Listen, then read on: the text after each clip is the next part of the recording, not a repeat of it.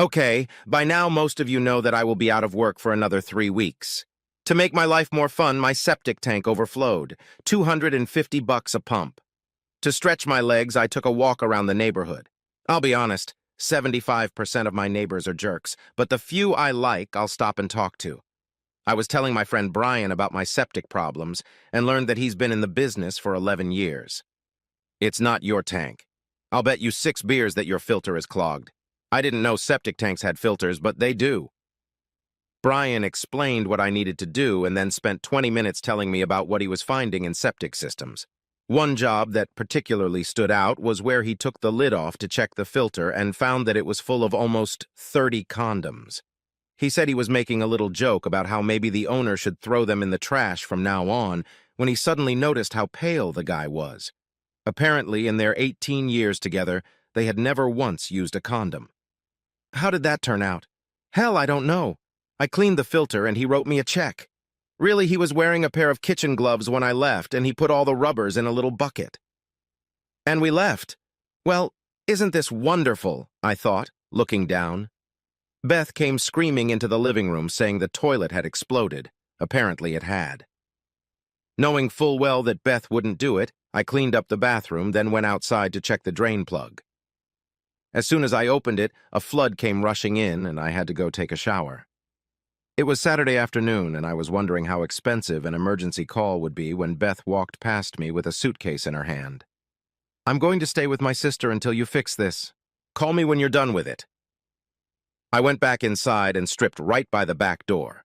Screw this. I'm going to take a shower. The water might just run through the backyard. As the water washed over me, I thought about my life. Married 18 years, one daughter 17, working as a counselor at a summer camp, saving every dime for college. Thought about Beth and the growing distance between us. It seemed I was even more clueless and clumsy now than when we'd first gotten married. And sex was a thing of the past. She was only 41 years old, and she was still good-looking. Maybe it was a woman thing. I had read about the early onset of menopause when I was in the doctor's office last month. Maybe that's what it was. Anyway, her attitude was starting to transfer to Amy, and the pain on her face when her mother left was more than I was willing to bear. We were going to talk when she got home. I had reached my limit, and frankly, if she didn't like it, I didn't give a shit. I was tired of living in a toxic environment. After cleaning up, I decided to go to the pub, eat one of those great burgers, and maybe have a couple beers, and I would make sure that if I needed to use the restroom, I would do it there. I was coming out and saw Gus picking up his evening paper. The light bulb was on. Gus used to have a sewage treatment service. He'd still have connections, and maybe he could get someone in. I paused, and we chatted idly for a few minutes before I got to my question. He laughed. "You want to save $250? "Damn right I would. How?" "I bet the tank isn't full. I think your filter is clogged. All you gotta do is clean it out. Tell you what, I'll come by tomorrow after church and show you how to fix it." I was so happy I invited him and his wife to the pub. They spent the next 2 hours talking about the strange things they had pulled out of the sumps. It seems his wife, Mabel, was a dispatcher where he worked and would sometimes give him a ride if nothing was going on.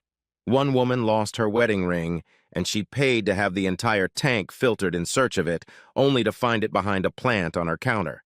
The other guy followed them to the dump. Apparently, he thought he was about to get caught and flushed $80,000 worth of cocaine down the toilet. They did find the cocaine, and he got a nice long prison sentence.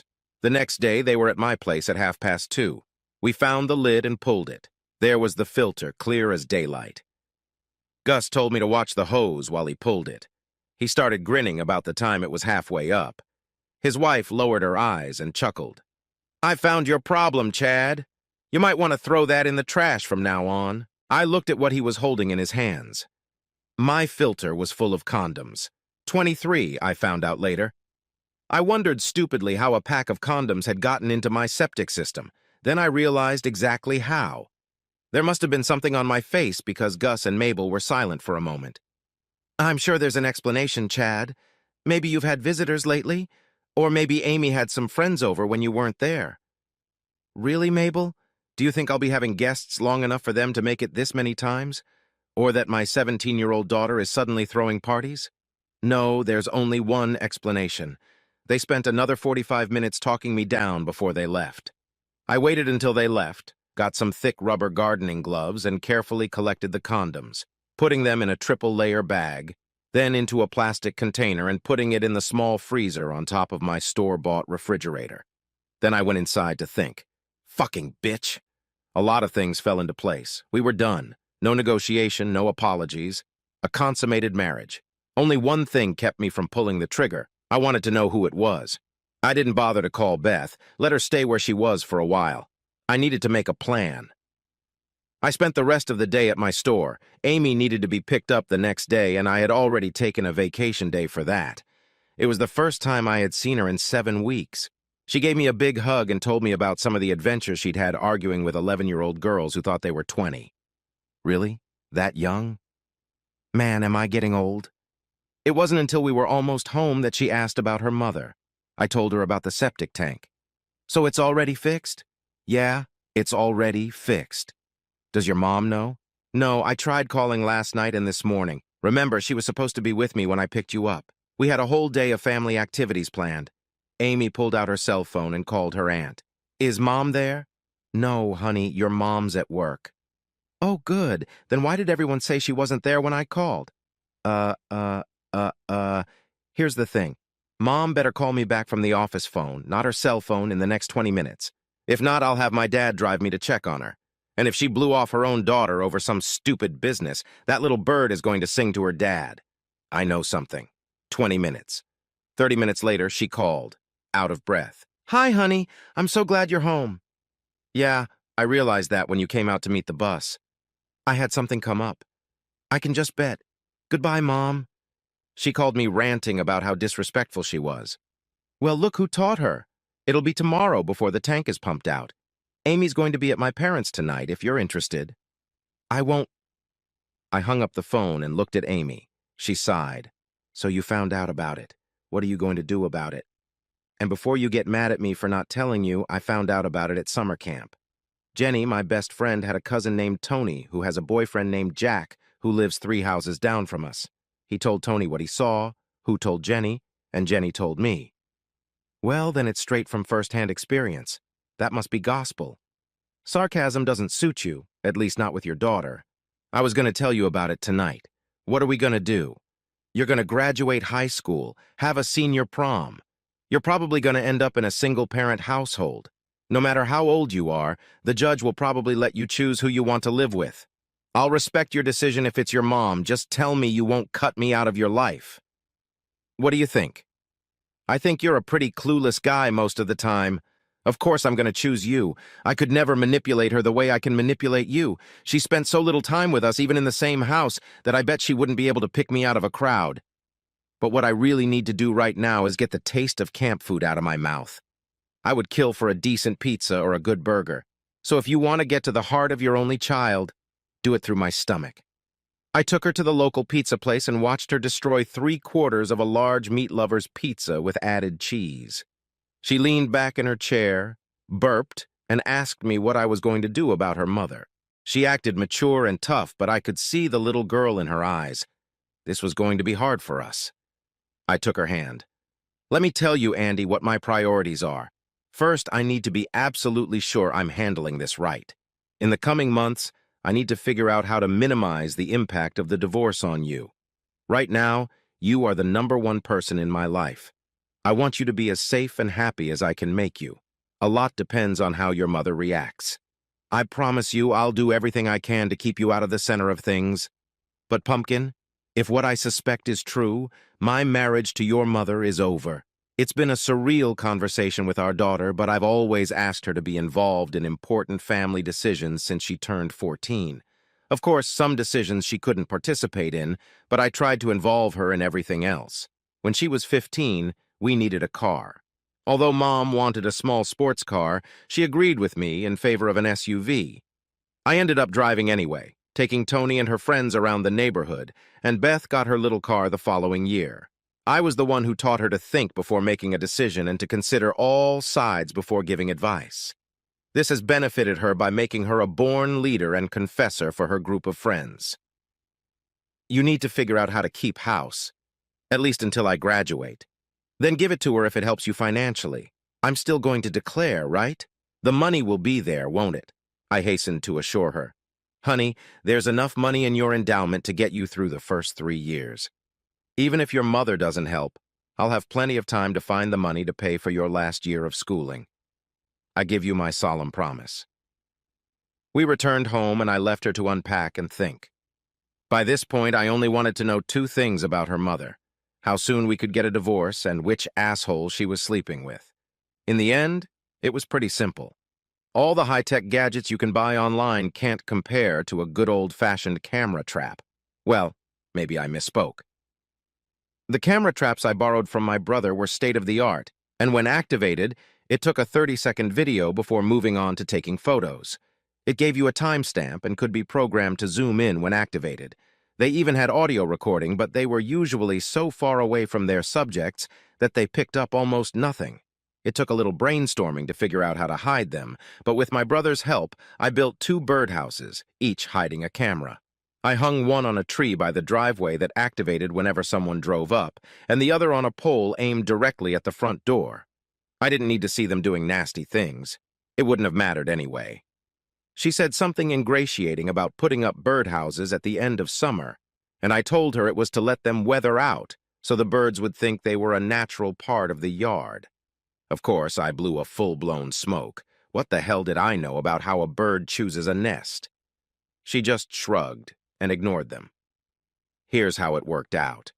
She worked for a company that had a flexible schedule, so 2 or 3 times a week she took 2 hours off for lunch, working overtime or coming in early to get her work done. Her boyfriend must have worked there as well. She got home 30 minutes before he did, grabbed a sandwich, and threw off her clothes. He'd show up, they'd do it for about 30 minutes, then get dressed and leave. She'd go back to work and he'd kill time until he got back. Sometimes he'd stay at my house and have 1 or 2 of my beers, home-brewed beer that a friend had supplied me with. I'm surprised I hadn't noticed it sooner. Maybe Tony was right, maybe I really was clueless. Damn childish. But when I found out, I put all but 1 or 2 of the beers away in the fridge at the store. They were old-style bottles, with ceramic caps and rubber washers, about 24 ounces full. I'd take the ones I'd left in the house, drink about 1/4 of them, and fill them up with fresh urine. Then I'd give them a good shake and put them back in. I would grin like crazy when I got home and found an empty bottle on the counter. I could make him nauseous, but did I really care? About once a week, I took the lid off the septic tank and pulled out the condoms. They were busy little bees, averaging 2 per session. Not surprisingly, she had no enthusiasm for me. It took me 3 weeks of careful preparation, but everything was set up and ready to go. I wouldn't let Tony be there when it all happened. No one deserved to see a parent humiliated the way I intended. I thought about inviting the neighbors over, but then changed my mind.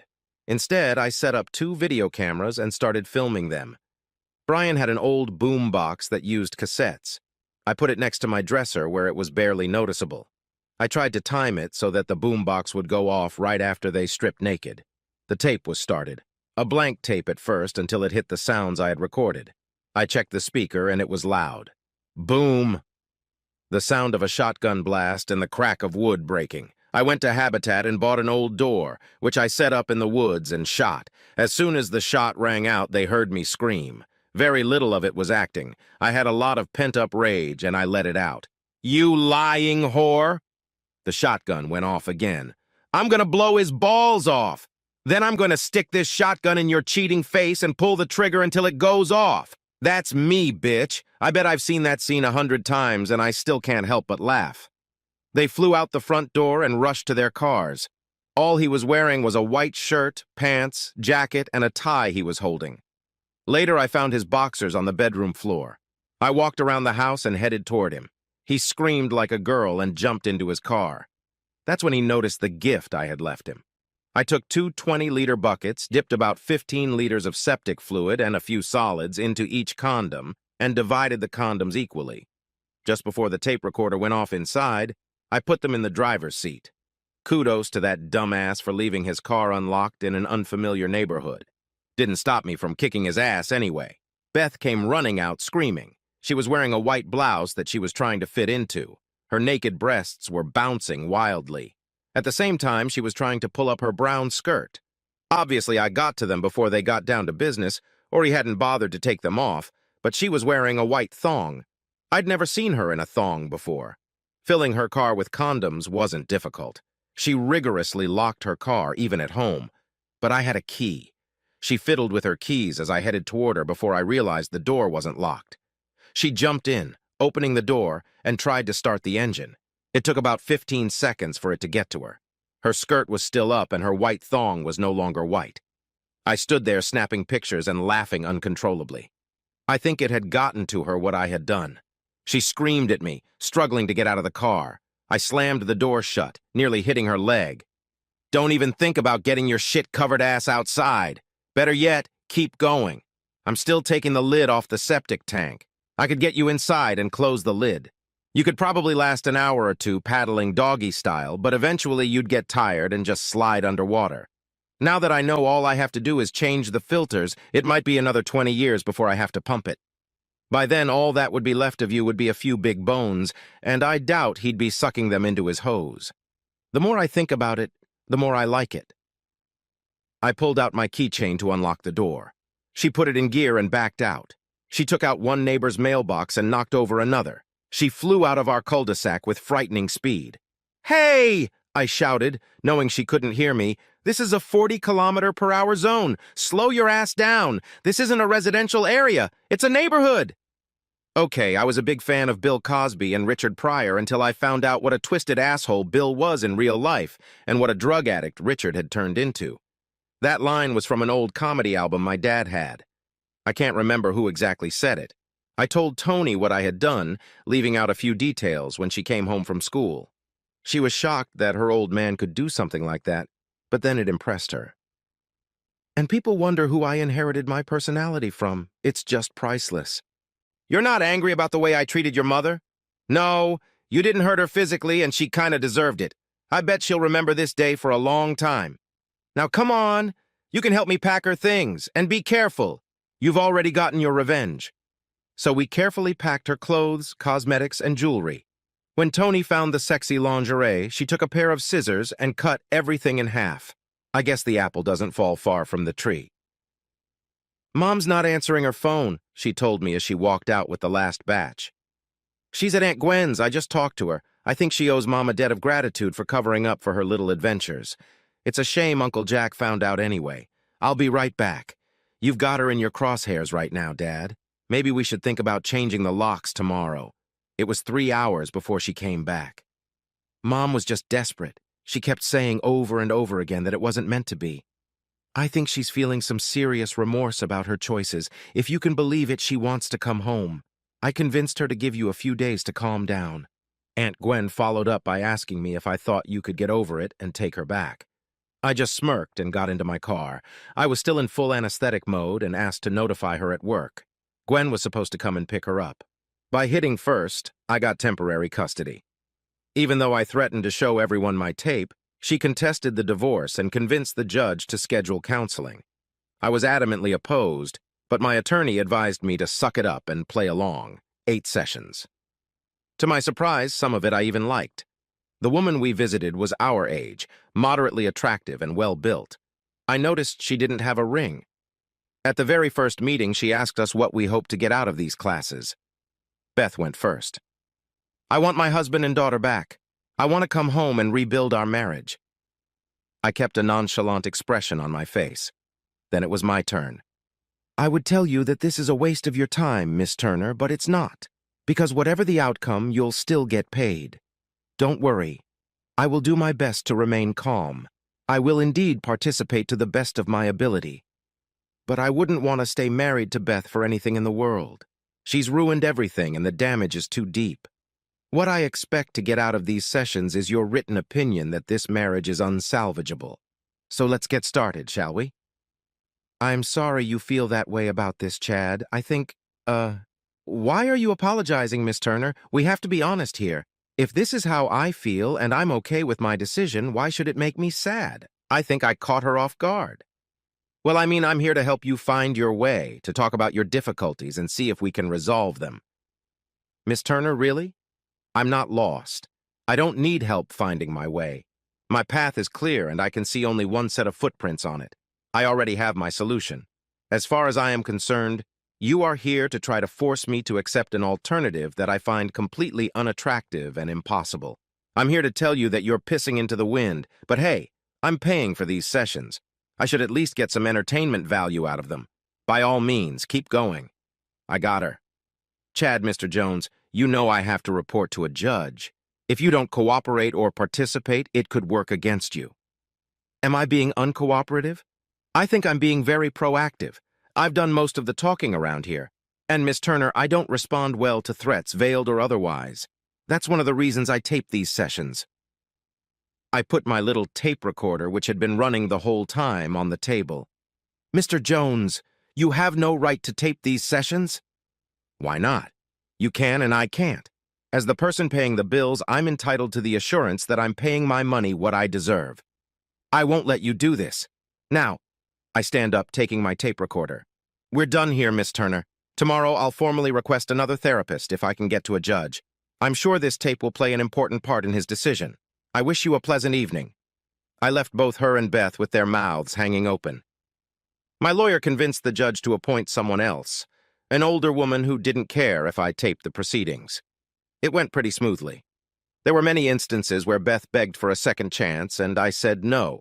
The only heated conversation occurred when she tried to convince both the counselor and me that it was just a brief affair. She had overreacted. She wanted to get it over with. Blah, blah, blah. I pounced on her with my whole body. I'm not sure how timelines work in the cheater world. How long does an affair last, as opposed to a full-blown, ongoing affair? Is an affair less destructive to a marriage? I know for a fact that you have had sex 41 times in at least 6 or 7 weeks. 41 times! It wasn't an affair. Neither of you were going to stop before you got caught. 41 times. It took a lot of planning, a lot of coordination. It wasn't an affair, Beth. It was a carefully planned plan of action. You guys were pretty smart. It could have gone on for years if you hadn't clogged the sewer pipe. But you got caught. Pretty dramatic, I thought. I couldn't help but laugh lightly. Beth went to her sister's house, and the sister wouldn't let her on the doorstep until she had undressed and thrown her clothes in the trash. Even after 5 showers, she still smelled. The repairman cleaned her car, but she had to replace the driver's seat. I don't know what happened to her lover, but he went to jail about a week after Beth. I never showed anyone the video I took, but word got out. Brain heard about it and nicknamed me the Condom. I think her sister leaked most of the story a few weeks later after having a little too much to drink at a local bar. Classes were pretty boring. By the 4th week, we were just doing all the required activities. Beth was crying, and I remained stoic. The counselor announced it on the 6th session, and 4 months later, Beth and I were the proud owners, at least in my case, of a set of shiny new divorce decrees. It seemed to me that the agreement was quite reasonable. In lieu of child support, Beth was to pay half of the mortgage on the house and continue to contribute to Tony's college fund. There were only 10 payments left, so it was pretty much a wash. As soon as Tony graduated, we sold the house and split the money. We got a good price, even with the economic downturn. I took my half and bought a house 5 houses away. The lot was bigger. It had an extra bedroom, and there was even a pool in the backyard, the only one in the neighborhood. It was a rush sale, and I bought it for about 2/3 of what it was actually worth. I only had to finance $20,000. It was like a car loan. I paid it off in 4 years. Tony was doing well in college. She started bringing 2 of her roommates to her house over break. I'd find them summer jobs, and when they had a day off, they'd lay by the pool as little as possible. I ended up with a lot of college-aged visitors, men and women. I became something of an urban legend. Now, even at work, most people call me Condom. I was a department manager in a company that made brake parts for high-end cars, mostly Mercedes and BMW, but also Bentley and Land Rover.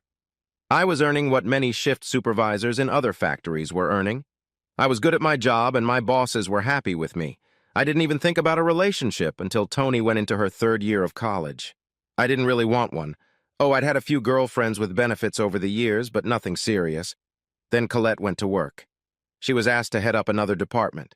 We talked, mostly about work, but once a month the managers would go to the local pub for some fresh air and relaxation. After 3 months, I asked her out, and she said yes.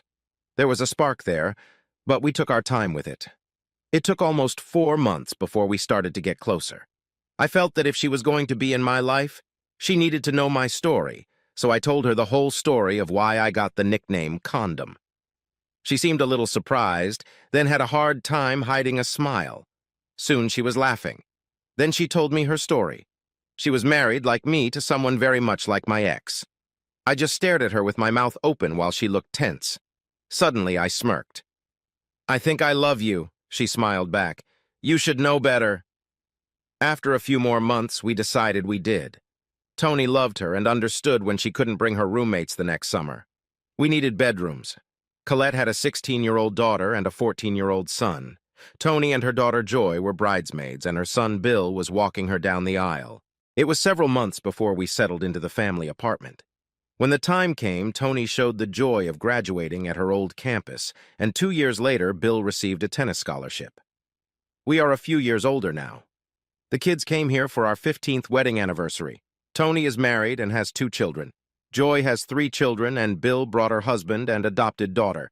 The grandkids were splashing around in the pool. The kids were watching them and cooking. We just sat there like honored guests. From where I was sitting, I could see a small piece of jewelry on the fence. Colette was quite a talented artist, and she painted accents on our mailboxes, birdhouses, and fences.